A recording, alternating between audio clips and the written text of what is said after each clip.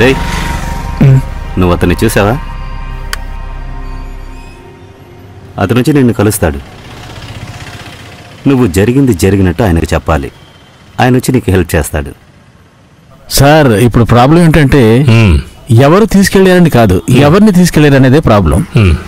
ఇక్కడ ఉన్న వాళ్ళందరూ ఏం చెప్తున్నారంటే ఆ అమ్మాయిని తీసుకెళ్లారని. కరెక్ట్, తీసుకెళ్లి ఉండొచ్చు.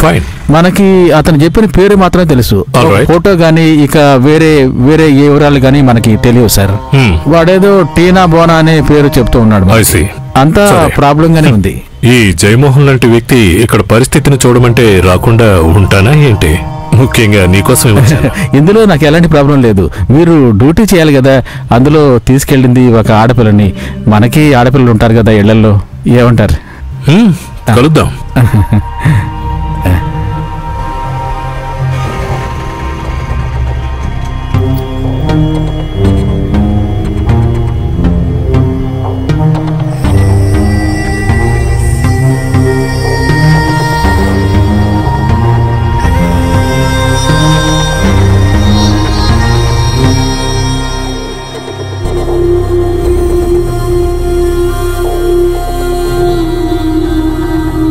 కొంచెం త్వరగా రారా. ఏంటి బాయ్, నువ్వు ఎస్ట్రీమ్ కారు చూసావా? దానిలో ఉన్న వాళ్లే వాడిని చంపడానికి వచ్చారు. అలాగా? అదొకటే మీరు చూశారు?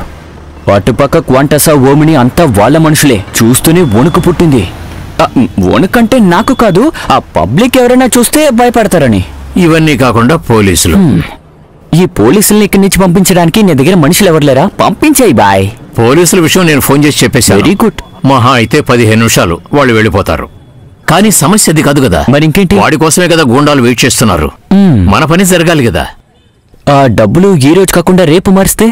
అరే, అది ఈ రోజే జరగాలిరా. నాకు పైనుంచి ఫోన్ మీద ఫోన్ వస్తుంది. ప్రెషర్ తట్టుకోలేకపోతున్నాను. అవన్నీ చెప్తే నీకు అర్థం కాదులే.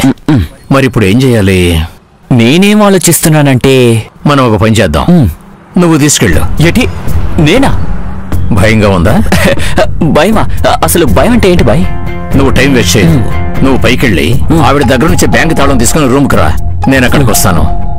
వెళ్ళు.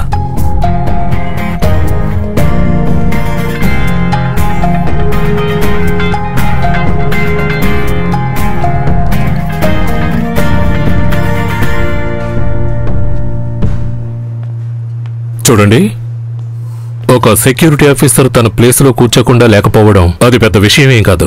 మీరు టీ తాగడానికో లేదా టాయిలెట్కో వెళ్ళుంటారేమో. సార్, నేను ఇక్కడ గత 8 ఏళ్లుగా పనిచేస్తున్నాను. నా రిజిస్టర్లో సంతకం చేయకుండా ఇక్కడ ఎవరూ వెళ్ళలేరు. చూడండి, ఆ అమ్మాయిని బయట నుంచి లోపలికి తీసుకురావడం చూసిన వాళ్ళు ఉన్నారు. మీరేమో లోపలెవరూ చూడలేదంటున్నారు. మీరు ఈ విధంగానే చెబుతూ ఉంటే పోలీసులు మిమ్మల్ని మళ్లీ మళ్లీ ప్రశ్నిస్తారు. అర్థమైందా? ఇక్కడ సెక్యూరిటీకి సీసీటీవీకి ఇన్ఛార్జ్ ఎవరు? అతన్ని రమ్మని చెప్పండి. ఇతంతో పెద్ద తలకాయ నొప్పి అయిపోయింది.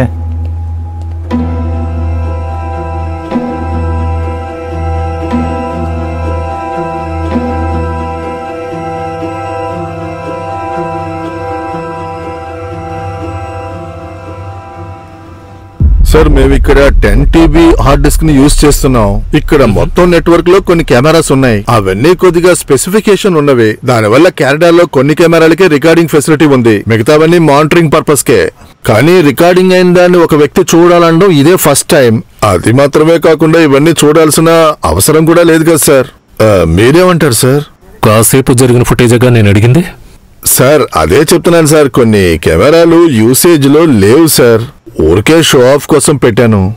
మీకు కూడా తెలుసు కదా దాన్ని మెయింటైన్ చేయడం ఎంత కష్టమైన విషయం అని.